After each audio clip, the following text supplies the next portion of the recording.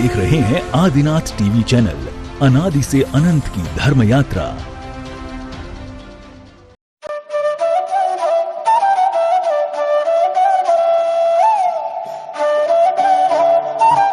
भगवान की चैतन्य चमत्कारी चिंतामणि श्री पार्श्वनाथ भगवान की, वर्तमान शासन नायक वर्धमान महावीर स्वामी भगवान की, परम पूज्य श्रवण कुल तिलक प्रातः स्मरणीय संत शिरोमणि आचार्य भगवान श्री विद्यासागर जी महाराज की, परम पूज्य परंपराचार्य श्री समय सागर जी महाराज की, परम पूज्य गुणायतन प्रणेता प्रखर वक्ता भावना योग प्रवर्तक शंका समाधान प्रवर्तक गुरुवर श्री प्रमाण सागर जी महाराज की, मुनिवर श्री संधान सागर जी महाराज की, समस्त मुनि संघ की। बंधु, रांची के इस विहार में आज सायंकालीन पड़ाव में बेड़ों से हो रहे शंका समाधान के द्वितीय सत्र में आप सभी का हार्दिक अभिनंदन। आज का यह द्वितीय सत्र प्रारंभ हो उससे पूर्व हम चलते हैं परम पूज्य गुरुदेव के चरणों में और करते हैं प्रणिपात इस भाव से कि हमारे जीवन में भी हो सके रत्नत्रय की सुप्रभात। सभी लोग हाथ जोड़ेंगे, मस्तक झुकाएंगे और मेरे साथ बोलेंगे, हे गुरुदेव नमोस्तु नमोस्तु नमोस्तु। बंधुओं, जैसा कि आप सभी को विदित है कि परम पूज्य गुरुदेव का यह विहार अभी रांची के लिए चल रहा है और रांची की यह चिरकालीन प्रतीक्षा अब समाप्ति की ओर है, जब परम पूज्य गुरुदेव सत्संग का भव्य मंगल प्रवेश 28 तारीख की प्रातःकाल में रांची की धरा पर होगा और हम सभी को आगामी 30 तारीख को परम पूज्य गुरुदेव के सत्संग के सानिध्य में भगवान महावीर जन्म कल्याणक महामहोत्सव के आयोजन का सौभाग्य प्राप्त होगा। भगवान महावीर जन्म कल्याणक महोत्सव एक तरफ जहां भगवान महावीर के जन्म जयंती के रूप में हम सबके लिए सौभाग्यशाली अवसर है, साथ ही हम सबके लिए विशेष महत्वपूर्ण हो जाता है क्योंकि परम पूज्य आचार्य भगवान के कर कमलों से उसी दिन परम पूज्य गुरुदेव ने दीक्षा प्राप्त की थी और निरंतर हम सबके कल्याण के लिए परम पूज्य गुरुदेव 39 वर्ष से साधना कर रहे हैं और हम सबको मार्गदर्शन दे रहे हैं। इस वर्ष हम बहुत धूमधाम से परम पूज्य गुरुदेव का 39वां दीक्षा दिवस मनाने जा रहे हैं। आप भी अपने जीवन को धन्य करने गुरुदेव के चरणों में भक्ति समर्पण और श्रद्धा अर्पित करने अवश्य पधारें। इसी के साथ आगामी आषाढ़ की अष्टानिका मास में आषाढ़ मास की अष्टानिका में जो कि 21 जुलाई से 29 जुलाई में संस्कृत के सिद्ध चक्र महामंडल विधान का परम पूज्य गुरुदेव से आशीर्वाद हम सबको प्राप्त हो चुका है। आप सब अपने जीवन को धन्य करने मंडल लेकर सिद्ध चक्र महामंडल विधान का सौभाग्य प्राप्त कर सकते हैं। सिद्ध भूमि में सिद्ध सारस्वत महामुनिराज के सानिध्य में सिद्धों की भक्ति का यह अनूठा अवसर हम सबको बहुत दुर्लभता से पुनः प्राप्त हो रहा है। बंधुओं, इसका लाभ अवश्य लें। इसका एक मंडल के लिए 2 लाख रुपए की राशि निर्धारित की गई है, जिसमें 8 जनों की व्यवस्था, उनके भोजन आवास और पूजन संबंधी सामग्री की व्यवस्था निश्चित की गई है। आप सब इसका लाभ ले सकते हैं। अब आज का यह सत्र प्रारंभ हो उसके लिए हम चलते हैं परम पूज्य मुनिवर श्री संधान सागर जी महाराज के चरणों में और निवेदन करते हैं कि महाराज श्री आपके माध्यम से यह सत्र प्राप्त करे गति, ताकि हम सभी हो सके निशंक मति। नमोस्तु महाराज जी। चलते हैं। आज यह द्वितीय सत्र एकलव्य विद्यालय, इसमें यहाँ प्रथम प्रश्न के लिए मैं बुला रहा हूँ अपने बीच में हजारीबाग से भैया अभिमन्यु जी प्रसाद उपस्थित हैं। गुरु चरणों में अपना प्रश्न करेंगे और तैयार रहेंगे नैवेद्य विकास गंडवाल रांची। सबसे पहले महाराज जी के चरणों में मेरा प्रणाम, चरण स्पर्श, नमोस्तु। महाराज जी, मेरा 2 छोटा छोटा प्रश्न है। वैसे प्रश्न तो छोटा नहीं होता है, लेकिन छोटा है। पहला प्रश्न है कि क्या योग्यता को जाति के आधार पे बांटा जाना चाहिए? और दूसरा जो आजकल हम लोग देख रहे हैं कि अगर आप संपन्नता के साथ अगर आप में उदंडता हो तभी आप सफलता प्राप्त करते हैं, इसके बारे में मार्गदर्शन करेंगे। देखिए, दोनों सवाल जो आपने लिया है, मुझे लगता है वर्तमान की राजनीतिक पृष्ठभूमि को देखते हुए उभरा है। मैं इस विषय में क्या टिप्पणी करूं? मेरा तो मानना है कि जाति के आधार पर कोई भी वर्गीकरण समाज में भेदभाव को बढ़ाने वाले हैं। समाज को व्यापकता से सोचना चाहिए और जातीयता मुक्त समाज की तरफ दृष्टि होनी चाहिए। पर चूंकि वर्तमान की व्यवस्थाएं पूरी तरह राजनीति से प्रेरित है, तो हर बात को राजनीतिक गुना भाग के साथ सोचा जाने लगा है। इस संदर्भ में मेरे द्वारा कुछ भी सुझाव कोई अर्थ नहीं रखेगा, लेकिन मेरा मानना ये है कि योग्य व्यक्ति को कभी हताश नहीं होना चाहिए। यदि आपको कहीं अवसर मिलता है या नहीं मिलता, हताश मत होइए। योग्यता खुद अपनी पृष्ठभूमि तैयार कर देती है। हमारे यहाँ एक कहावत है, विद्वांसः सर्वत्र पूज्यन्ते। जो विद्वान है वो सर्वत्र पूजा को प्राप्त करता है। अगर मेरे भीतर योग्यता और काबिलियत होगी तो मैं जहां रहूंगा वहां अपने लिए अवसर तैयार कर लूंगा। अतः कदाचित योग्यता के अभाव में किन्हीं को प्रोत्साहन मिलता है तो उससे सकारात्मक दृष्टि से ऐसा क्यों न सोचा जाए कि शायद उन्हें ज्यादा आलंबन की जरूरत है, मैं तो योग्य हूं, कहीं भी खड़ा हो जाऊंगा, उनको करने दीजिए, मैं अपना काम करूंगा। संपन्नता और उद्दंडता सफलता का आधार आज माना जाने लगा है, और वो सफल बना भी दे लोक की दृष्टि में, पर इस बात को ध्यान में रखना, वो सफलता का आधार बन सकता है, प्रसन्नता का आधार नहीं।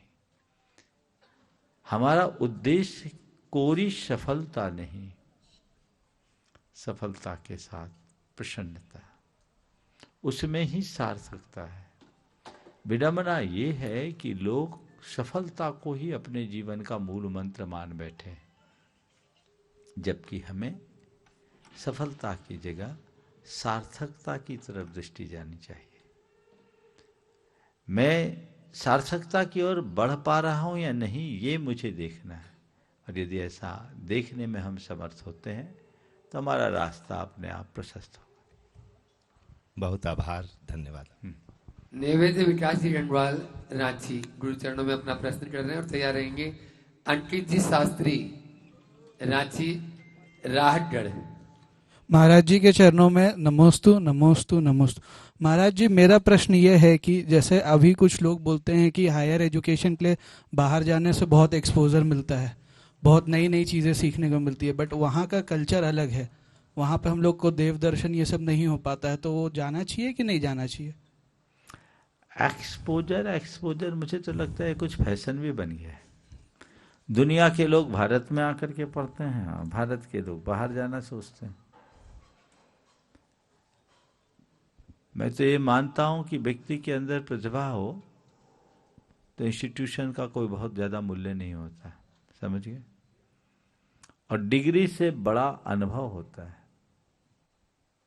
मैं तुम्हारे माध्यम से उन तमाम युवाओं से कहना चाहूँगा जो बहुत ज़्यादा डिग्रियों के पीछे पागल होते हैं, वो थोड़ा देखें कि दुनिया के नामचीन कई ऐसे लोग हैं जिनकी कोई डिग्री नहीं। बिल गेट्स के पास कौन सी डिग्री है? एलन मस्क के पास कौन सी डिग्री? हाँ, नहीं है। धीरू भाई अंबानी के पास कौन सी डिग्री? नहीं, वो तो नहीं था। फिर भी वह सफल अपने क्षेत्र में हुए कि नहीं हुए? हुए।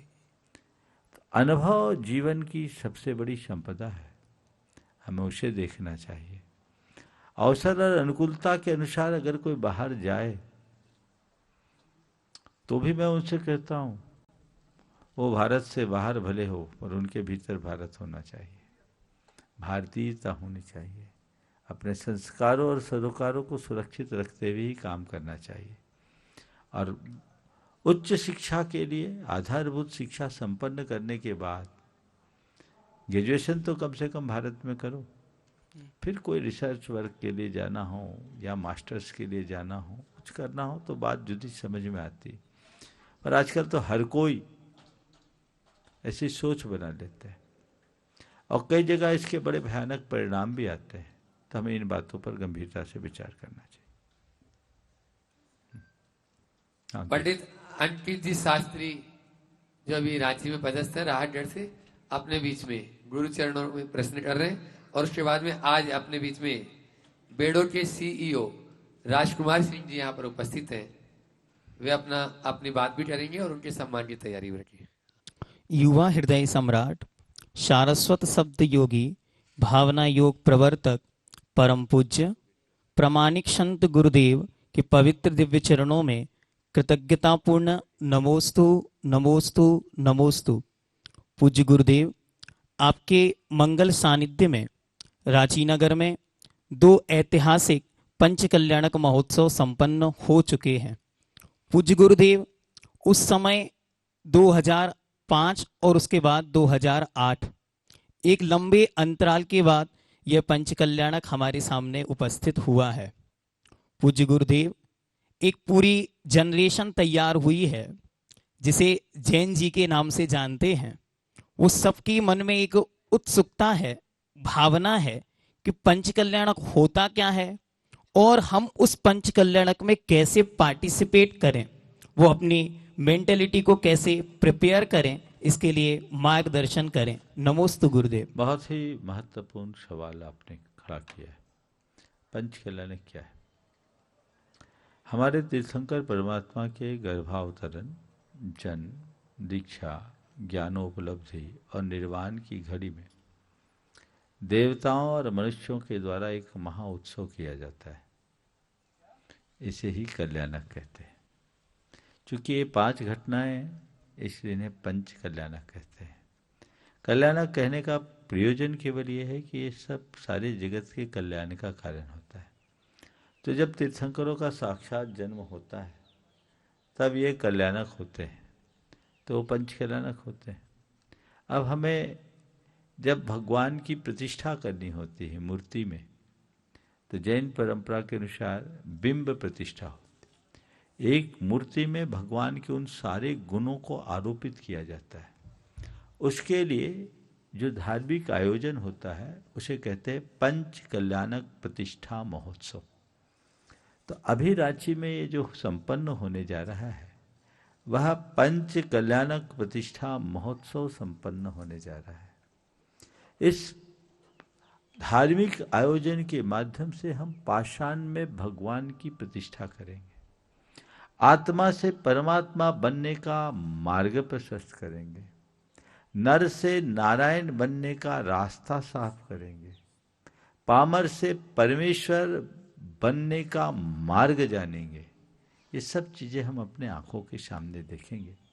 इस पंच कल्याणक में विभिन्न प्रकार की पूजा आराधनाएं होगी, अनेक मांत्रिक क्रियाएं होगी, तंत्र की साधना होगी, यंत्र का प्रयोग होगा। और इसमें भगवान तीर्थंकर परमात्मा के गर्भ में आने से लेकर मोक्ष जाने तक उनके जीवन के सभी प्रसंगों को सबके बीच मंचित किया जाएगा। हम उसे देख सकेंगे, जान सकेंगे।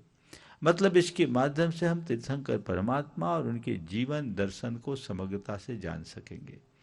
तो ये पंच कल्याणक प्रतिष्ठा महोत्सव अपने आराध्य परमात्मा के संपूर्ण जीवन वृत्त को जानने का एक अद्भुत अवसर है, जो हमारी चेतना के आध्यात्मिक उत्कर्ष का आधार बनता है, जिससे हम जीवन में नव प्रेरणा का संचार कर सकते हैं, जिसका लाभ उठाकर हम अपने जीवन में आमूलचूल परिवर्तन ला सकते हैं।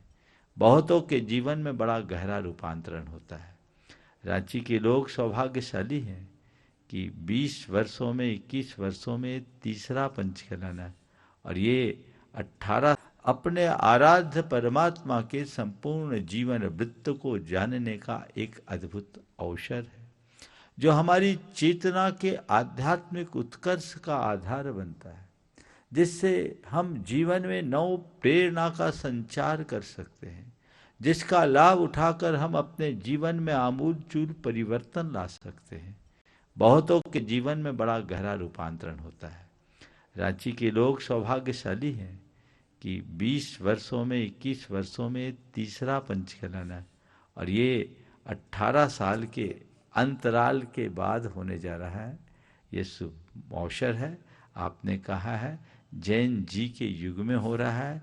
मैं जैन जी से कहता हूँ थोड़ा संशोधन कर लीजिए, जैन जी बन जाइए, तो आपके जीवन में 4 चांद लग जाएगा। सारे युवा उत्साहित होकर आगे आए। देखिए जीवन का क्या मजा है। हमने बाहर के गोरख धंधे का खूब रस लिया, लेकिन जब जीवन में आध्यात्मिक उमंग जगती है तो जीने का रंग ढंग सब परिवर्तित हो जाता है। हमारे जीवन का रंग बदले, ढंग बदले, ये प्रयास सबको करना चाहिए। और यदि ऐसा करते हैं तो वो हमारे जीवन की एक सार्थक उपलब्धि होगी। कृतज्ञता पूर्ण नमोस्तु नमोस्तु। आज अपने बीच में राजकुमार सिंह जी, सीईओ बेडो, यहाँ पर उपस्थित हैं। जोरदार तालियों से उनका सम्मान करें। और मैं चाहूंगा इसी क्रम में, हाँ, और हम जो बिहार में पूर्ण सहयोग कर रहे हैं, ऐसे अरिहंत भाई, बिट्टू भाई, पंकज जी, रोटू भाई और विक्की विवेक भाई, वहीं पर जाकर उनका सम्मान भी कर देंगे। और गोल्डी जी भी वहीं पे चले जाएं। और इसी क्रम में अपने बीच में विमलेश जी चौधरी, एएसआई बेड़ो यहाँ पर उपस्थित हैं। वे भी वहीं पहुंच जाएं, अपनी पूरी टीम के साथ में शायद उपस्थित हैं। उनकी टीम भी वहीं पहुंच जाए, जो बहुत ही अच्छे से बिहार में सभी का सहयोग कर रहे हैं। और इसी क्रम में यहाँ के जो मैनेजमेंट को देखते हैं एकलव्य विद्यालय के, उमानाथ जी पांडे, वे भी वहीं पहुंच जाएं और उनका भी कार्यकर्ता वहीं पर सम्मान कर देंगे। उमानाथ जी पांडे जी भी आ जाएं। और एएसआई विमलेश जी चौधरी, मैं चाहूंगा कि अपने बीच में जो सीईओ साहब हैं, वे अपना जो भी वक्तव्य है या संक्षेप में सवाल प्रश्न गुरु चरणों में कर लें। महाराज जी को सादर जोहार एवं सादर चरण स्पर्श।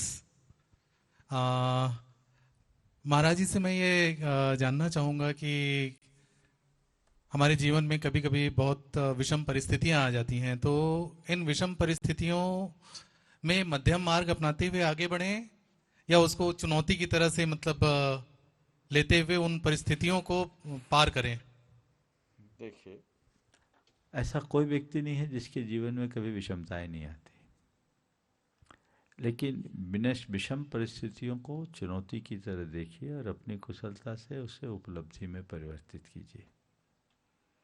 4 बातें यदि आप अपने जीवन में उतार ले तो हर विषमता में क्षमता ला सकेंगे, विसंगति में संगति बिठाने में समर्थ बन सकेंगे। सबसे पहली बात, जब कोई ऐसी विषमता आए, आप उसकी व्याख्या सकारात्मक करो, उन पर अपना एटीट्यूड पॉजिटिव बना लो। अगर हमने अपनी सोच को बदल लिया तो प्रतिकूलता भी अनुकूल लगने लगेगी। समझ गए?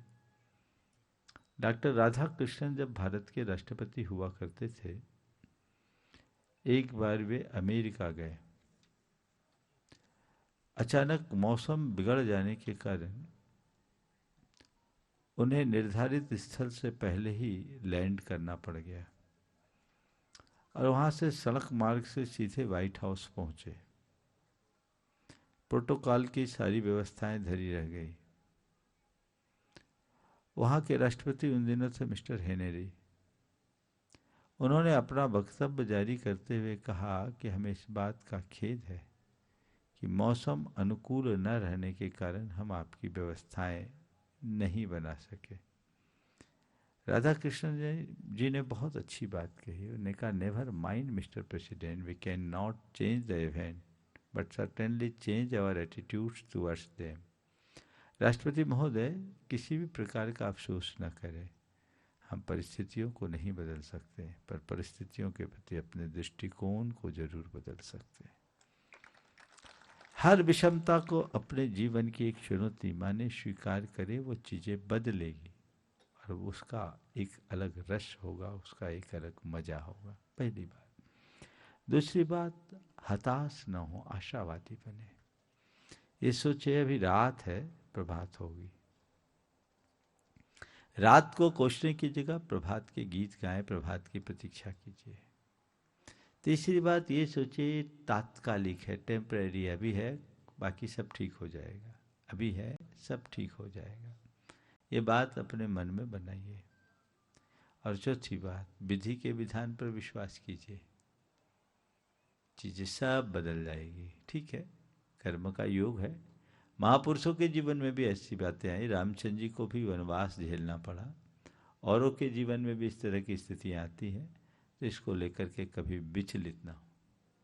ठीक है। विमलेश जी चौधरी ऐसा ही। हाँ, नहीं पूछे। उमानाथ जी पांडे। हाँ, परम पूज्य वे महाराज अपना जी, प्रश्न कर रहे हैं और उसके बाद में तैयार रहेंगे बिट्टू आर्यन जी, कटनी शिरोमणि संरक्षक गुणायतन। परम पूज्य महाराज जी, इस विद्यालय प्रांगण में अपने विद्यालय परिवार की तरफ से हम आपका स्वागत एवं अभिनंदन करते हैं। आपके श्री चरणों में सादर चरण स्पर्श। महाराज जी, एक छोटा सा प्रश्न है। बहुत लोगों को हम देखते हैं कि उनके जीवन में बहुत उतार चढ़ाव आते हैं, लेकिन बहुत ही आसानी से वो अपने उन परिस्थितियों को पार कर लेते हैं और उसमें उनमें विचलन बहुत कम होता है। लेकिन हर किसी के अंदर ना तो उतना धैर्य होता है और ना ही उतनी सहनशीलता होती है। बहुत सी विषम परिस्थितियों में बहुत लोग बहुत खुश रहते हैं और खुशी खुशी उसको झेल लेते हैं। तो ऐसा क्या उपाक्रम किया जाए या क्या उपाय किया जाए कि हर कोई या जो चाहता है वो विषम परिस्थितियों में भी खुशी खुशी उस परिस्थिति वही को काम झेल करे सके? जो आपके ठीक पहले प्रश्न के उत्तर में मैंने कहा, चारों बातें अपना ले। जी महाराज। विषमता में भी हम क्षमता स्थापित कर पाएंगे। किसी विचारक ने बहुत अच्छी बात लिखी, तुम्हारे पास 2 पैसे हों तो 1 पैसे से खरीदो रोटी और दूसरे से खरीदो एक फूल। रोटी तुम्हें जीवन देगा और फूल देगा तुम्हें जीने की कला। फूलों को देखो, कांटों के मध्य भी खिला रहता है, तो हम प्रेरणा लें, कांटों के मध्य खिले रहने की योग्यता विकसित करें। ओम। बिट्टू आर्यन भाई कटनी और उन्हीं के साथ में पूरी बिहार टीम आ जाए, जो पूरा हमेशा सहयोग कर रहे हैं। सब लोग एक साथ पहुंच जाएं, समय कम है। पंकज नीतू जी वहीं पे पहुंच जाएं, साथ में ही यहाँ से अनिमेश भैया, विनय भैया, सभी एक साथ। महाराज श्री के और चरणों उसके बाद तैयार रहेंगे प्रदीप जी काला, रांची। महाराज श्री के चरणों में त्रिबार नमोस्तु नमोस्तु नमोस्तु। महाराज श्री, परिवार को जोड़ना परिवार को तोड़ने से काफी मुश्किल कार्य है। आजकल लोगों में सहनशीलता कम होती जा रही है, जिसके परिणाम स्वरूप बिखराव देखने को मिल रहा है। तो महाराज श्री, मेरा सवाल आपसे यह है कि हमें ऐसा क्या करना चाहिए जिससे आपसी तालमेल बना रहे? कृपया मार्गदर्शन कीजिए। देखिए, थोड़ी समझदारी का परिचय देना चाहिए। सहनशीलता के अभाव में तो कोई चीज़ें होती नहीं। चीज़ों को नज़रअंदाज करने की क्षमता और चीज़ों को पहचानने की ताकत अगर अपने अंदर आ जाए तो सब चीज़ें सहज हो जाती। ये दोनों बातें अपने जीवन में विकसित करके हम अपने जीवन का पथ प्रशस्त कर सकते हैं। नमोस्त महाराज श्री। प्रदीप जी काला, रांची, गुरु चरणों में अपना प्रश्न कर रहे हैं और उसके बाद में नमोस्तु गुरुदेव। नमोस्तु गुरुदेव। मैंने शास्त्रों में पढ़ा है कि हमारी आत्मा ज्ञाता दृष्टा होती है, लेकिन जब इन दिनों में विज्ञान को देख रहा हूं गुरुदेव और आर्टिफिशियल इंटेलिजेंस को देख रहा हूं, और जिस तरीके से आर्टिफिशियल इंटेलिजेंस आगे बढ़ रहा है, समस्त दुनिया का ज्ञान, जिस भी तरीके का ज्ञान मनुष्य ने अर्जित किया है, वो धीरे धीरे आर्टिफिशियल इंटेलिजेंस में फीड होता चला जा रहा है। और अब भावनाएं भी आर्टिफिशियल इंटेलिजेंस में डाली जा रही है, और आने वाले दिनों में मनुष्य के रूप में आर्टिफिशियल इंटेलिजेंस को बनाने में, जैसा मनुष्य बाहर से दिखता है वैसा ही आर्टिफिशियल इंटेलिजेंस बनाने का प्रयास भी किया जा रहा है। तो ऐसा लगता है कि जब सारा ज्ञान वहां आ गया तो वो ज्ञाता हो रहा है आर्टिफिशियल इंटेलिजेंस, और वो दृष्टा भी हो रहा है।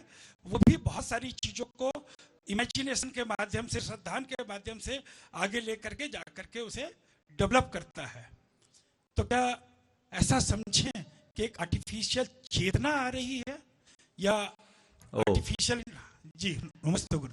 निश्चित रूप से कृत्रिम बुद्धिमत्ता का युग है, एआई का जमाना है।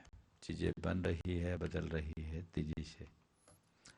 पर मैं इस संदर्भ में इतना ही कहूँगा, अभी कुछ दिन पूर्व एक आर्टिकल मुझे किसी ने पढ़ाया जो नारायण मूर्ति जी के किसी वक्तव्य के सार के रूप में था, जिसमें उन्होंने इस बात को बहुत तथ्यात्मक तरीके से विश्लेषित किया था कि मानवीय मस्तिष्क के आगे एआई कहीं नहीं लगता।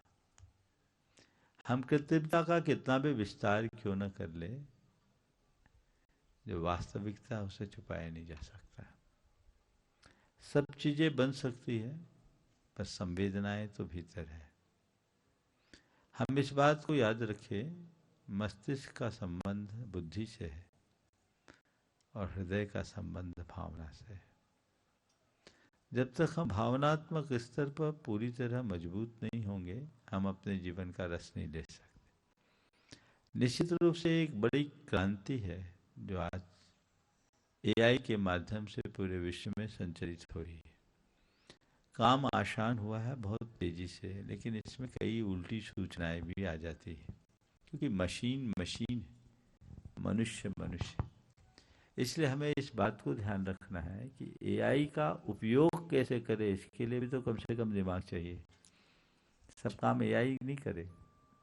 एआई एक टूल है, पर उस टूल को यूज करने के लिए भी तो हमारे पास कुछ चाहिए, है ना। ये तो वही कहावत चरितार्थ होगी कि एक की गाड़ी खराब हुई, बहुत देर से परेशान था, इंजीनियर को कुछ समझ में नहीं आया, एक मैकेनिक आया और उसने एक हथौड़ी मारा, ठीक हो गया। बोले कितना? बोले 10,000 रुपये लगेगा। बोले 10,000 रुपये किस बात की बात? आपने एक हथौड़ी तो मारा है, तो 10 रुपये का काम है।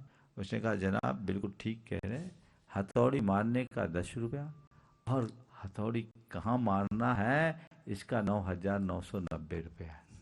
समझ गए? तो हथौड़ी कहाँ मारना, हथौड़ी तो आपके पास भी थी, आप भी मार सकते थे। तो एआई का यूज कैसे करना है, ये बड़ा अहम प्रश्न है, उसी के बल पर चीजें। नमस्ते गुरुदेव। पंकज ऋतु जी जैन रांची गुरु चरणों में अपना प्रश्न कर रहे हैं और उसके बाद में तैयार रहेंगे स्मिता पांड्या के नेतृत्व में जैन महिला जागृति रांची। गुरुदेव के चरणों में भावांजलि प्रस्तुत करते हुए नमोस्तु करता हूं। कुछ सवाल हैं मेरे, 2 सवाल हैं। पहला सवाल ये है कि वर्षा ऋतु को छोड़कर जो 4 बाकी जो ऋतुएं हैं, मौसम हैं, हमारे संत जो जैन संत है वो किसी मौसम के मोहताज नहीं होते हैं और अनवरत विहार, अनवरत तपस्या, अनवरत साधना करते रहते हैं। एक टाइम 24 घंटे में एक बार भोजन करना, आहारचर्या, फिर अपने रत्नत्रय की देखभाल कैसे कर पाते हैं? जो चमक दिखाई देती है हमारे जैन संतों में, उसके पीछे राज क्या है? दूसरा सवाल राजनीति से प्रेरित है कि 2014 में संपूर्ण जैन समाज को अल्पसंख्यक समुदाय में वर्णित किया गया है, गवर्नमेंट ऑफ इंडिया के तरफ से गजट निकाला गया है। लेकिन जो मैं देखता हूं वो झारखंड के परिदृश्य में जैन समुदाय को अल्पसंख्यक का दर्जा का नोटिफिकेशन अभी तक नहीं है और ना ही उन्हें सरकार की उन योजनाओं का लाभ मिल पा रहा है। ऐसे स्थिति में मैं ये मानता हूं कि हमारा समाज संपन्न है, तो क्या सभी तो संपन्न नहीं है? ऐसे में क्या करना चाहिए? देखिए, बहुत अच्छा सवाल आपने किया। पहला जो सवाल किया कि तरह तरह की मौसमी प्रतिकूलताओं के बाद भी जैन मुनि अपनी चर्या क्रिया में स्थिरता कैसे रखते हैं। देखिए, इसी का नाम साधना है। साधना क्या है? अपनी शारीरिक और मानसिक रिक्वायरमेंट को रिड्यूस करना। यह अभ्यास से हो जाता है। हम लोगों की चर्या ऐसी बन गई, ढल गया, और चीजें तन से नहीं होती, मन से होती। आज भी बहुत सारे युवा हमारे साथ चल रहे हैं, बिल्कुल कंकड़ों पत्थरों से भरे हुए मार्ग में, उबड़ खाबड़ रास्ते में 25-28 किलोमीटर चल रहे हैं, बिना खाए पिए भी बड़े आनंद से चल रहे हैं। कौन चला रहा है? उनका पैर नहीं, ये चला रही है उनकी भावना, उनकी श्रद्धा, उनका मन। तो चीजों को जब हम स्वीकार लेते हैं तो चीजें अपने आप हो जाती हैं। आपका जो दूसरा सवाल है कि झारखंड राज्य में जैनों के अल्पसंख्यक होने का नोटिफिकेशन अभी जारी नहीं हुआ, मुझे सुनकर आश्चर्य। अगर नहीं हुआ तो हमें इसके लिए प्रयास करना चाहिए। और जहां तक अल्पसंख्यक का लाभ होने वाला सवाल है, तो सरकार की जितनी भी अल्पसंख्यकों के लिए योजनाएं हैं, जैनियों को उसकी पूर्ण अर्हता प्राप्त है और कल्याण विभाग से संपर्क करके इसकी कार्यवाही करनी चाहिए। आप पत्रकार हो, इसकी पूरी चीज़ों को जानकर क्यों न इसे सही जगह पहुंचाया जाए, उनसे बातचीत की जाए। और इसकी सबसे पहली जानकारी राष्ट्रीय अल्पसंख्यक आयोग के जो हमारे सदस्य हैं धनंजय कुमार जी, उनके पास भेजे। मेरे ख्याल से नोटिफिकेशन हुआ होगा, और नहीं हुआ है तो उसको करवाया जाए। इसकी जांच परख आप करें और सही बात तथ्यात्मक तरीके से सबके बीच प्रस्तुत करें। गुरुदेव, राज्य अल्पसंख्यक आयोग में अभी तक जैन को प्रतिनिधित्व भी नहीं है। हाँ, प्रतिनिधित्व नहीं है। क्यों नहीं है, इसकी गहराई में जाइए, पूरी सामग्री खगाल कर लाइए, ये आपका काम।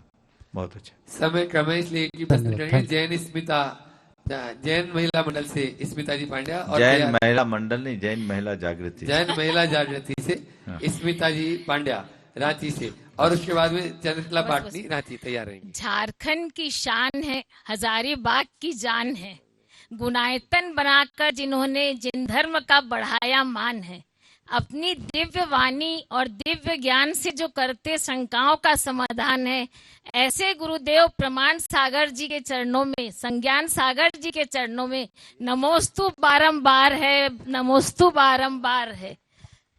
महाराष्ट्री, आपके इतने अंतराल के बाद रांची आगमन से हम सभी हर्षित हैं, बहुत गर्वित हैं, गौरवान्वित हैं और पूरे जोश से काम कर रहे हैं। लेकिन कहीं मन थोड़ा चिंतित भी है। विश्व में आज जो स्थिति हो रही है, युद्ध की अराजकता, इसको लेकर के मन में एक डर भी है। तो जैसे आपने कहा कि आप मंत्रों से पाषाण को भगवान बना देते हैं, तो हमारा यही नम्र निवेदन है कि इस पंच कल्याणक और विश्व शांति यज्ञ के दौरान आप कुछ ऐसे मंत्र हमें दें, कुछ ऐसे मंत्र फूके कि इंसान इंसान बन जाए। नमोस्तु भगवान, नमोस्तु। युद्ध के प्रारंभिक दौर में ही एक संदेश पूरे देश को दिया था, देश को नहीं विश्व को दिया था, कि सभी लोग युद्ध की चिंता और चर्चा छोड़कर शांति की प्रार्थना करना शुरू करें। वैश्विक स्तर पर एक समय निश्चित करें और सारे विश्व भर के लोग एक साथ शांति की प्रार्थना करें। लेकिन मुझे पता है ये सुझाव केवल सुझाव बनकर रह गया। आज भी आप सब नकारात्मकता की बात करते, सकारात्मकता की बात क्यों नहीं करते? हम क्यों नहीं प्रार्थना करें और सामूहिक प्रार्थना करें, तभी शांति हो। हम सब ऐसी भावना भाएं ताकि सब जगह शांति की स्थापना हो। ओम। जैन महिला जागृति के अध्यक्ष, उपाध्यक्ष और पूर्व अध्यक्ष, हम सभी को आप ये आशीर्वाद दें कि हम आपकी आशाओं के अनुरूप पंच कल्याणक की तैयारी में खरे उतरे। नमोस्तु भगवान। चंद्रकला पाटनी रांची। बस मेरी तरफ से, जगत के सब जीवों की तरफ से, मुनि राजों के चरणों में नमोस्तु, छोलक जी महाराज के चरणों में इच्छामि। महाराज श्री, हमारा जीवन समय समय पर हमारी परीक्षा लेता रहता है, तो उसमें हम खरे कैसे उतरे? सही तरीके से पेपर लिखोगे, खरे उतरोगे। परीक्षा ले, परीक्षा से घबराए नहीं, धैर्य और संयम का परिचय दे, आत्मविश्वास से भर करके अपना काम करे, हर परीक्षा में उत्तीर्ण हो। आखिरी माणिक चंद जी पाटनी रामगढ़ गुरु चरणों में अपना प्रश्न कर रहे हैं। नमोस्तु नमोस्तु नमोस्तु गुरुवर।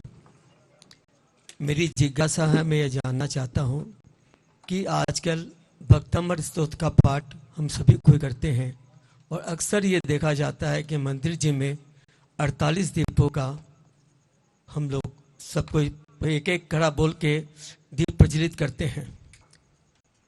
ये मानतुंग जी का भाव था जो उन्होंने अपने भावों से, अपने भावनाओं से उपसर्गों को दूर किया।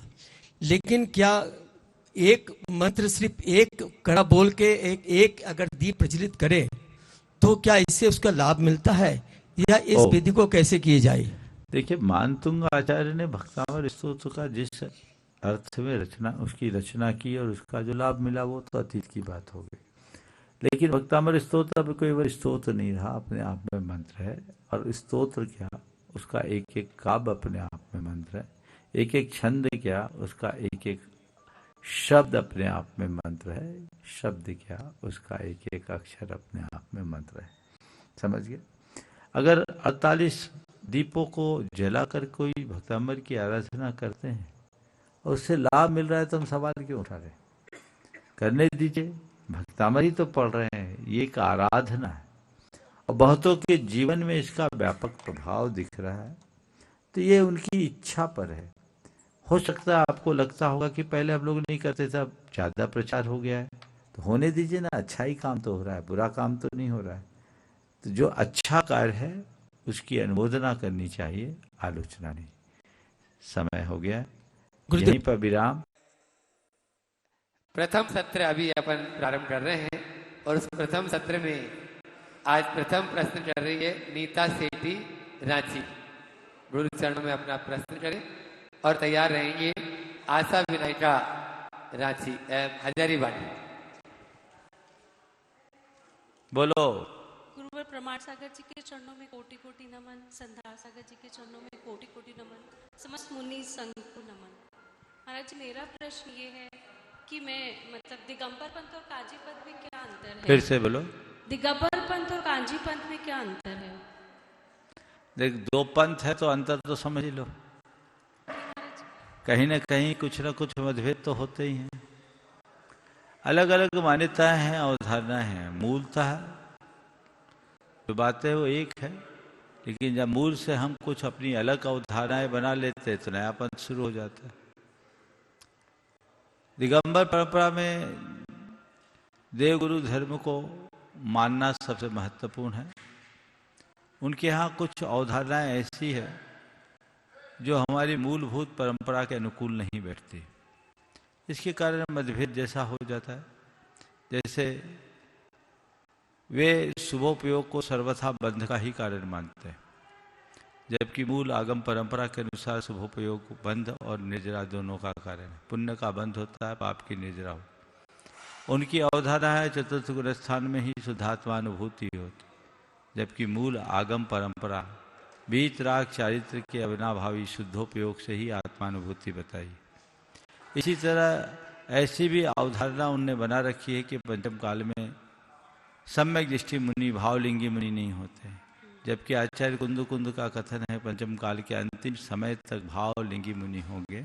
वे कहते हैं अद्य तिरियन शुद्धा अप्पा झाऊन लहदीन्दतम लोयंती देवत्तम तत्सुदा बुद्धिम जनते, कि आज भी रत्नत्रय से शुद्ध मनुष्य मुनि अपनी आत्मा का ध्यान करके इंद्रत्व को प्राप्त करते हैं, लौकांतिकपना को प्राप्त करते हैं, देवत्व को प्राप्त करते हैं और वहाँ से आकर मुक्ति को प्राप्त करते हैं। इसी तरह निमित्त नैमित्तिक व्यवस्था में भी कुछ बातें हैं। इस तरह की कुछ बातें हैं और इन्हीं कारण से मान्यताओं में अन्य भेद बन गए। तो इसलिए एक अलग अलग परंपरा के रूप में ध्रुवीकरण हो गया। वे वर्तमान के मुनियों को नहीं मानते, चित्रों के मुनियों को मानते हैं। तो ऐसी धारणा है, इसलिए दो मत बन गए। नमोस्तु महर्ष। आस्था जी विनायका और कोई रांची से? हाँ, रांची वालों में और भी है। हाँ बोलो बोलो, वहीं दे दो। स्थान का नाम नहीं लिखा इसलिए आप अपना नाम बोल दो। हाँ। प्रमाण सागर जी महाराज की जय, श्रद्धान सागर महाराज जी की जय, मुनि संघ की जय।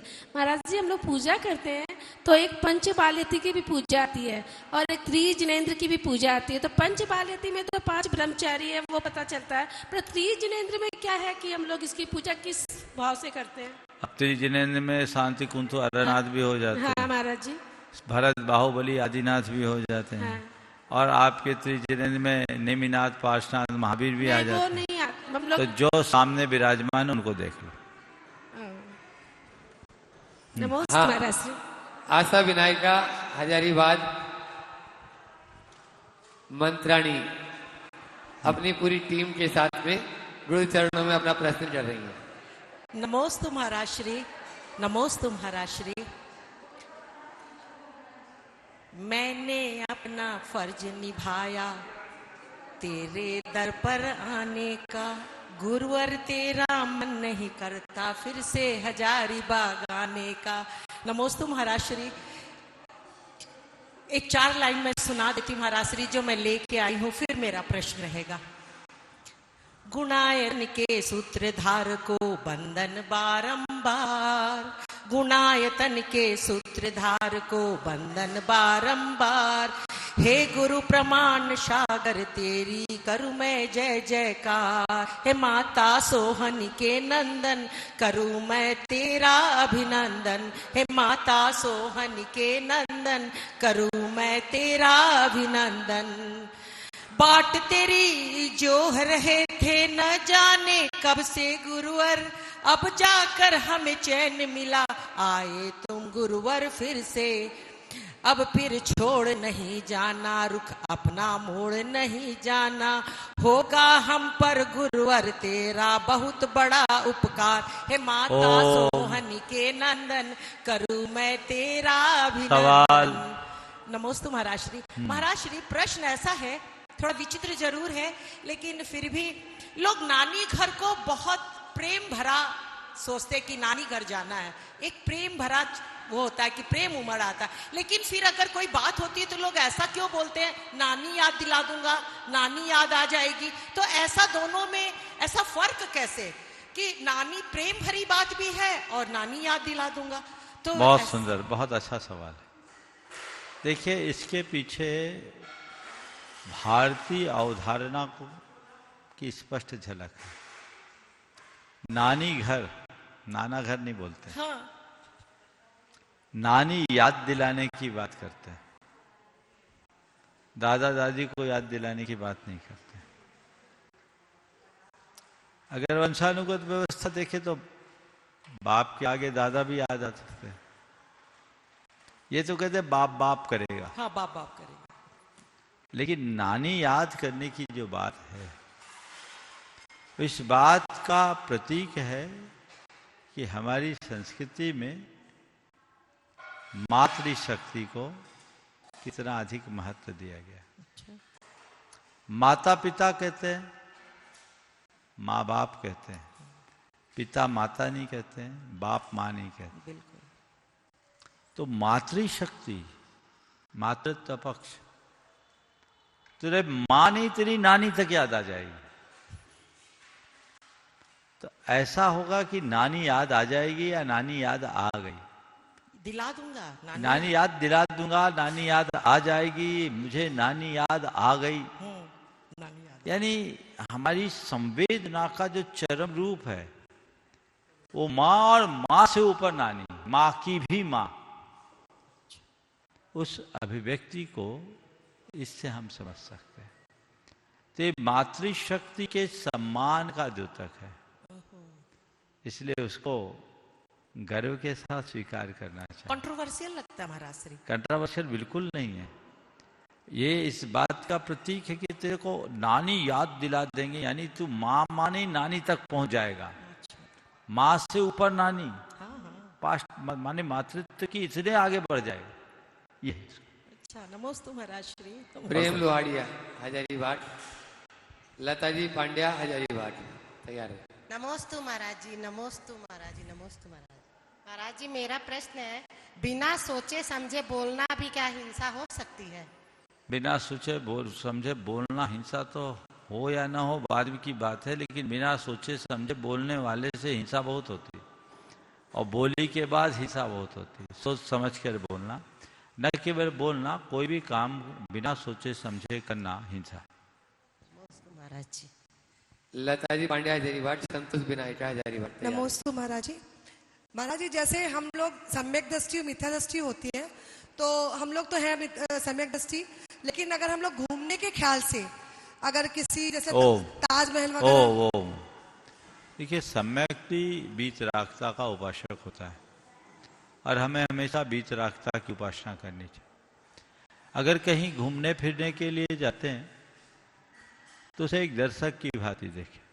हाँ, वो दर्शक के श्रद्धालु जहाँ श्रद्धा से अवनत होता है वहाँ सम्यक्त और मिथ्यात्व का सवार होता है, और जहाँ सहज भाव से एक दर्शक की भूमिका होती है वहाँ सम्यक्त मिथ्यात्व नहीं जुड़ता। संतोष विनायका हजारीबाग, गुरु चरणों में अपना प्रश्न करें। उसके बाद में आज कलकत्ता से गुरु दर्शनार्थ यहाँ पर भट्टजन है, सभी तैयार रहेंगे। अदिति अशोक जी सेठी, सागर जी कासलीवाल, भट्टचंद्रिकाला। नमोस्तु गुरुवर, नमोस्तु गुरुवर, नमोस्तु गुरुवर। महाराज श्री, एक शंका है, रोज एक अच्छा काम करने की आदत कैसे थोड़ा डालें? फिर से बोलो। रोज एक अच्छा काम करने की आदत कैसे डालें? समझ में नहीं आ रही आवाज। रोज एक अच्छा काम करने की आदत रोज एक अच्छा काम करने की आदत कैसे डाले? रोज एक अच्छा संकल्प ले, उसे पूरा करे, एक दिन का एक संकल्प। तो ऐसा करते करते रोज अच्छा काम करने की आदत बन जाएगी। बहुत अपने बीच में कलकत्ता में गुरुवर का शानदार चातुर्मास और प्रवास कराने का जिन्हें सौभाग्य प्राप्त हुआ, और अनन्य मुनि भट्ट ऐसे अरित जी सेठी यहाँ पर उपस्थित हैं, अशोक जी सेठी, सागर जी काशीवाल, नहीं, अशोक पांड्या, अशोक जी पांड्या, अशोक जी पांड्या और भाटचंद जी काला जेके मसाला। एक बार जोरदार तालियों से इन सभी का सम्मान कर दे। सभी अपना प्रश्न गुरु चरणों में कर रहे हैं। हेलो, मुनि श्री प्रमाण सागर जी महाराज और मुनि श्री संधान सागर जी महाराज को नमस्ते। मुनि श्री, मंदिर जी में घंटा बजाने का वैज्ञानिक कारण क्या है? नहीं, घंटा क्यों बजाते हैं? घंटा बजाया जाता है सतर्क करने के लिए, अपने तन मन को सतर्क, अंदर से सतर्क हो। आपको स्मरण होगा कभी परीक्षा में बैठते थे तो घंटी बजती थी, तो घंटी इसलिए नहीं बजाई जा रही कि आप घबरा के भाग जाओ, घंटी इसलिए बजाई जाती कि आप सावधान हो जाओ, समय आपका पूर्ण होने वाला है। ट्रेन पकड़ने जाते हैं तो घंटी बजती कि ट्रेन आने वाली है, तो अलार्म है हमें सावधान करने। मंदिर जी में हम घंटा बजाते हैं अपने तन मन को सतर्क करने के लिए। हम त्रिलोकीनाथ के दरबार में आ रहे हैं, अब सावधान हो जाओ। तो जब हम मंदिर में घंटी बजाने के लिए उत्सुक होते हैं, मंदिर के सबसे पहले की चौकी में मंदिर में घंटे का स्थान निश्चित है। अब तो चूंकि दूसरे तरीके से मंदिर बनने लगे तो अंदर प्रवेश करने के बाद घंटी बजाने का जो तरीका है वो बड़ा मौलिक है। आप मंदिर में जैसे जाएं, पहले घंटा होगा, घंटे के नाद करें, वहीं खड़े रहे, घंटे की ध्वनि को अपने सिर पर बरसने दें और दोनों हाथ जोड़े, मन को अहोभाव से भरे। मैं त्रिलोकीनाथ के दरबार में आ गया हूँ, अब सावधान हो जाऊं, सर्व विकल्पों से मुक्त, अब मेरे अंदर कुछ नहीं, केवल एक भक्त, मैं भक्त हृदय से भरकर भगवान के चरणों में आ रहा हूं। इस मनोभाव के साथ आप अपने आप को अहोभाव से भरे। घंटे का सेफ होता है ऐसा, उसमें जब हम टंकार करते उसकी जो ध्वनि होती है वो सीधे हमारे मस्तक पर पड़ती है और उससे हमारे मस्तिष्क की अल्फा तरंगे बहुत तेजी से सक्रिय हो जाती है, जो हमें आनंद और स्फूर्ति से भर देती है। तो अपने मन को आनंदित करने के लिए और स्फूर्ति से भरने के लिए हम घंटा बजा रहे हैं और मन को सावधान कर रहे हैं, हमारा मनोभाव अच्छा बन रहा है, हम सतर्क हो रहे हैं। तो घंटा बजाने से बड़ा आनंद भी आता है और सतर्कता आती है। लेकिन आप लोग इतनी हड़बड़ी में घंटा बजाते हैं कि इधर घंटा बजता है, जब तक बजता है तब तक आपके कदम आगे बढ़ जाते। ऐसा कभी ना करें। घंटा बजाए, तन से दोनों हाथ जोड़े, प्रभु की छवि को निहारे, उन्हें अपने नयनों के माध्यम से हृदय तक ले आए। आप लोग बोलते हैं नयन पथगामी भव, तुम्हें नयनों में बसाएं, आंखें बंद कर ले, मन को परम अहोभाव से भरो, देखो क्या आनंद है। अशोक जी पांड्या कोलकाता और उसके बाद भाटचंद जी काला जेके मसला तैयार है। नमोस्तु महाराज जी। निर्वाण लाडू चढ़ाने के बाद उसकी जो बाद में जो बर्बादी होती है वो चढ़ाने के बाद उसका मार्गदर्शन कीजिए। निर्वाण लाडू चढ़ाने के बाद जो लाडू है उसका क्या करिए पूछ रहे हैं। देखिए, मैंने अनेक बार बोला, न केवल निर्वाण लाडू, नित्य पूजन में भी जो आप द्रव्य सामग्री चढ़ाते हैं, कोलकाता वालों को तो और विशेष मैं कहूँगा, आपकी द्रव्य सामग्री कहाँ बिकती है, उसका उपभोग कौन करता है, उसके साथ अभक्ष्य पदार्थ खाए जाते हैं।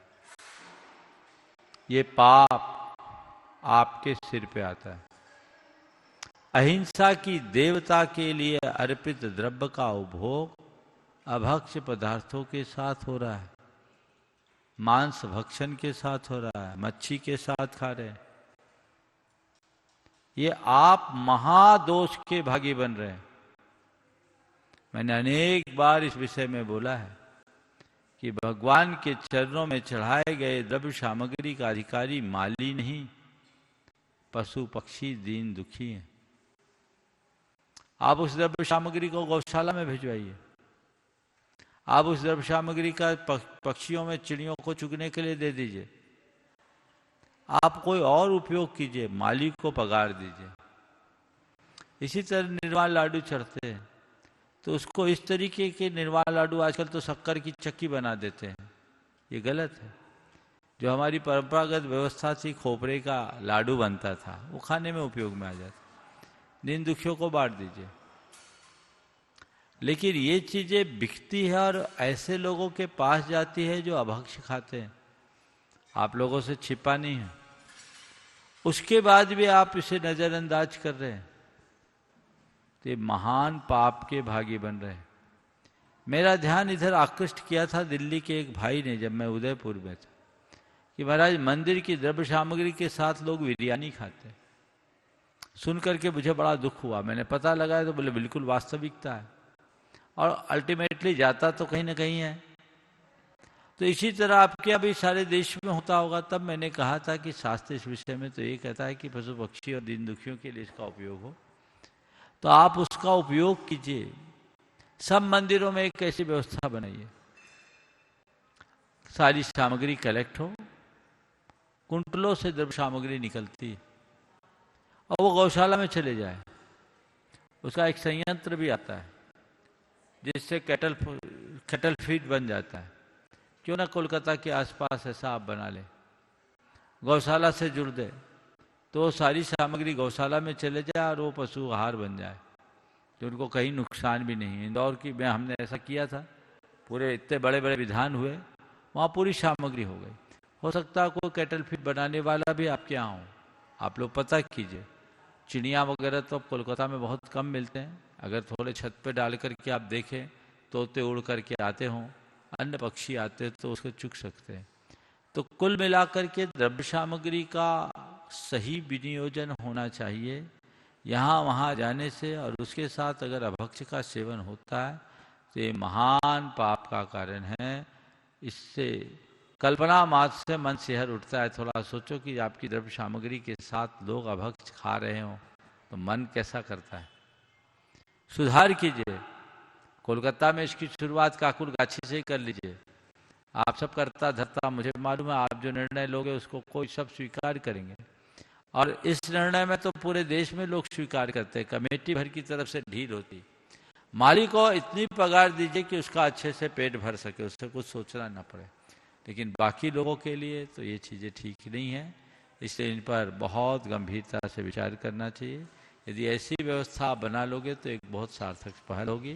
न केवल काकुरगाछी बल्कि सभी मंदिरों में एक ऐसी व्यवस्था बनाइए, केंद्रीकृत व्यवस्था बना लीजिए, ताकि सामग्री वेस्ट भी ना हो और उसका सदुपयोग।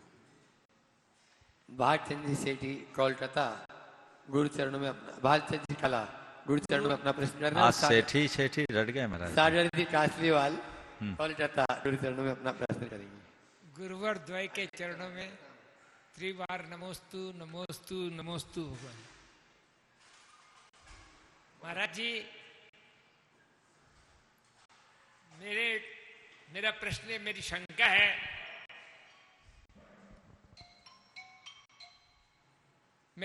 है, कि आजकल एक चलन चल गया है, एक या दो बच्चों से ज्यादा तो होते नहीं है, और माँ बाप बच्चे को पढ़ाने के लालच में बाहर भेज देते हैं, और वो बच्चा बाहर जाता है, बाहर जाकर पढ़ता है और वहीं का रह जाता है, वो बाहर ही रह जाता है। और माँ बाप का इतना बड़ा बिजनेस है, उस बिजनेस को नहीं संभालते हुए वो वहीं पर जॉब करता है। आजकल नौकरी का शब्द एक बड़ा शब्द हो गया, जॉब करते तो नौकरी है, लेकिन लोग जॉब बोलने में अपना थोड़ा स्वाभिमान समझते हैं कि लड़का मेरा क्या करता है, जॉब करता है। अब जॉब में कितना कमाता है कितना नहीं कमाता है वो अलग बात है, लेकिन माँ बाप बीमार भी हो जाते हैं, सब कुछ होता है और बच्चे आते नहीं हैं। मेरे साथ एक घटना घटी कि बच्चा अमेरिका में था और माँ को बहुत तकलीफ हो गई। माँ के आंखों में, मैं पूछने गया तो माँ के आंखों में आंसू आ रहे थे। बोल रहे थे क्या करूं बेटा, तो इतनी दूर है, अब वो कब आएगा, क्या आएगा, मेरे को इतनी तकलीफ है। एक बेटा और एक बेटी है, दोनों बाहर है। तो महाराज जी इसका कुछ कीजिए। इस विषय में मैंने अनेक बार अपना मंतव्य प्रकट किया है। इसका जिम्मेवार कौन? आप ही हो। आपने बच्चे की परवरिश ही ऐसी की, खूब पढ़ाया लिखाया, हाँ बेटा पढ़ पढ़ पढ़ पढ़, अब भुगतिए। अभी तो ऐसा हुआ, भोपाल और इंदौर में 2 दुर्घटनाएं ऐसी हुई कि मृत्यु के बाद 5 दिन तक डेड बॉडी पड़ी रही, अंत्येष्टि उसके बाद हुई। एक घटना तो ऐसी भी आई जो संसद में भी एक सांसद ने उठाया, मुझे किसी ने क्लिप सुनाई थी, और उन्होंने सांसद महोदय ने उठाया कि इसके लिए कानून बनना चाहिए कि व्यक्ति मर गए, माँ बाप मर गए और बच्चे को आने की सुविधा नहीं है। तो उन्होंने एक प्रस्ताव दिया था लोकसभा में कि इस तरह की व्यवस्था बने कि कोई भी माँ संतान यदि वहाँ रहे तो बकायदा हर उनके पासपोर्ट को तभी सुरक्षित किया जाए जब माँ बाप के संपर्क में रहे और आते जाते रहे। ऐसा कोई प्रस्ताव दिया था, हालांकि वो बिल पास नहीं हुआ, लेकिन उनका दृष्टिकोण बहुत अच्छा था। तो ऐसी बातें आनी चाहिए, इस पर बहुत गंभीरता से विचार करना चाहिए। और बाहर की बात तो दूर है, विदेश जाए तो बात ही है, देश में भी रह करके लोग बाहर हो रहे हैं। हमें बच्चों को शुरू से उनके पढ़ाई के विषय को चुनने से पहले उनकी मानसिकता को ठीक करना चाहिए ताकि रास्ता स्पष्ट हो। साढ़े काशलीवाल कोलकाता गुरु चरणों में अपना प्रश्न करेंगे और सरोज जी सिटी रांची तैयार रहेंगे। जो है महाराज श्री के चरणों में नमोस्तु नमोस्तु नमोस्तु। महाराज श्री, मेरा प्रश्न है कि स्वभाव और शुभ भाव में श्रेष्ठ क्या है और किसका लक्ष्य करना चाहिए? स्वभाव और शुद्ध भाव में श्रेष्ठ क्या है? स्वभाव और शुभ भाव। देखिए, शुभ भाव नीचे की भूमिका है, स्वभाव शुद्ध भाव का द्योतक। लेकिन स्वभाव में जाने के लिए पहले स्वभाव अपनाना पड़ेगा। स्वभाव साधन है, स्वभाव साध्य है। तो शुभ भाव अपनाकर अगर हम स्वभाव की ओर जाएंगे तो वो हमारे जीवन का पथ प्रशस्त करे। ओम। सरोज जी सेठी रांची गुरु चरणों में अपना प्रश्न करें, तैयार रहेंगे। अनिल संगीता जी सेठी हजारीबाग रांची। दोनों महाराज श्री के चरणों में कोटि कोटि प्रणाम। महाराज श्री, मोबाइल टीवी ने सारे घर को निकम्मा या आलसी बना दिया है, क्योंकि किसी ना किसी से मतलब ही नहीं रहा। पापा आ रहे हैं तो बेटा को मतलब नहीं, क्या खाना खा रहे हैं तो वो पता नहीं, क्या खा रहे हैं वो पता नहीं। मम्मी को लगता है कि कैसे भी खा ले, फिर भी ऐसा नशा बन जाता है कि उसका कोई हिसाब नहीं, कोई आए कोई जाए कोई मतलब नहीं। नमोस्तु महाराज श्री। पहले तो मैं आपसे पूछता हूँ, आप कितनी देर तक मोबाइल यूज करते हैं? नहीं, हम तो बहुत कम करते महाराज श्री। बिल्कुल संकल्प, धर्म का देखते हैं और कुछ नहीं देखते। संकल्प कर लो। हाँ, हम तो संकल्प करे हुए हैं। लोगों को मोबाइल का उतना ही उपयोग करना चाहिए। चारों जन लिए हुए हैं, कोई को किसी से मतलब नहीं। ये मनुष्य को बिल्कुल संपर्क शून्य बना रहा है, जो ठीक नहीं। आगे। नमस्ते महाराज। अनिल संगीता जी सेठी हजारीबाग रांची गुरु चरणों में अपना प्रश्न करेंगे और उसके बाद में शांति देवी छाबड़ा रांची। नमस्ते महाराज जी। महाराज जी, योग्यता हमें शीर्ष पर तो पहुंचा सकती है, लेकिन उस जगह पे स्थिर रहने के लिए क्या करें? बहुत अच्छी बात है, योग्यता हमें शीर्ष पर पहुंचा सकती है, पर वहाँ स्थिर बने रहने के लिए हमें अपनी योग्यता को साबित करने का प्रयास करना होगा। उसमें निरंतरता बनाए रखनी होगी, उसमें निखार भी लाना होगा। अभ्यास मनुष्य को ऊंचा उठाती है। एक व्यक्ति बेरोजगार था, उसके पास कुछ नहीं था। एक सेठ ने उसे एक कुल्हाड़ी दी और कहा, तुम पेड़ काटो, प्रति पेड़ तुम्हें 100 रुपये दूंगा। पहले दिन उसने 2 घंटे में 10 पेड़ काट दिए, 1000 रुपये उसे मिल गए। दूसरे दिन उसे 3 घंटे लगे और वो बमुश्किल 8 पेड़ ही काट पाए। तीसरे दिन 6 घंटे लग गए और 6 घंटे में 4 पेड़ ही काटा। उसे बड़ा आश्चर्य हुआ, समय बढ़ रहा है, पेड़ कम हो रहे हैं, कैसे काम चलेगा, क्या बात हो गई, मेरी शक्ति कम नहीं, कुछ कम नहीं, फिर भी ये काम क्यों हो रहा है। जब उसने अपनी पीड़ा एक बुजुर्ग व्यक्ति के सामने रखी तो उस बुजुर्ग ने उसके कुल्हाड़ी को देखा। बोले तुम किस कुल्हाड़ी से इसको काट रहे? बोले ये कुल्हाड़ी। बोले यही कुल्हाड़ी यूज कर रहे? बोले हाँ, पहले दिन इसी कुल्हाड़ी से मैंने 10 पेड़ काटे थे। अब ये बोले देख, कुल्हाड़ी वही है, तुम भी वही हो, तुमने कुल्हाड़ी का प्रहार तो किया पर कुल्हाड़ी की धार बनाने का प्रयास नहीं किया। जितना कुल्हाड़ी का प्रहार जरूरी है उससे कहीं ज्यादा कुल्हाड़ी की धार को बनाए रखना जरूरी है। तुम्हें चाहिए कि तुम कुल्हाड़ी की धार को बनाए रखो। उनने तुरंत कुल्हाड़ी में धार चढ़वाया और जैसी कुल्हाड़ी में धार प्रकट हुई वो देखते ही देखते 1 घंटे में ही 10 पेड़ काट दिया। तो बस मैं सबसे कहूंगा, अपनी धार बना के रखो ताकि हम अपनी योग्यता को साकार कर सके। ओ नमस्ते महाराज। शांति देवी छाबड़ा गुरु चरणों में अपना प्रश्न कर रहे हैं, उनके साथ में अंजना छाबड़ा और शशि सेठी रांची। जितने सब एक साथ हो जाओ, रांची वाले एक साथ हो जाए। अंतिम प्रश्न। दोनों महाराज जी के चरणों में बारंबार नमस्तु, बारंबार नमस्तु, बारंबार नमस्तु। महाराज जी मेरा प्रश्न ये है कि घर में रहकर पुण्य कैसे कमाएं? घर में रहकर के पुण्य कैसे कमाएं? जो गृहस्थोचित कर्तव्य है, दान, पूजा, शील, उपवास, ये 4 आपके पुण्य वर्धन के विशेष कार्य हैं। इन्हें तत्परता से करते रहो, पुण्य भी बढ़ता जाएगा, जीवन निखरता जाएगा। आज के इस सत्य को परम पूज्य गुरुदेव के चरणों में नमन अर्पित करते हुए यहीं पर विराम। बोलिए अहिंसा परमो धर्म की जय। महाराज की बस जय। समय ओवर हो गया।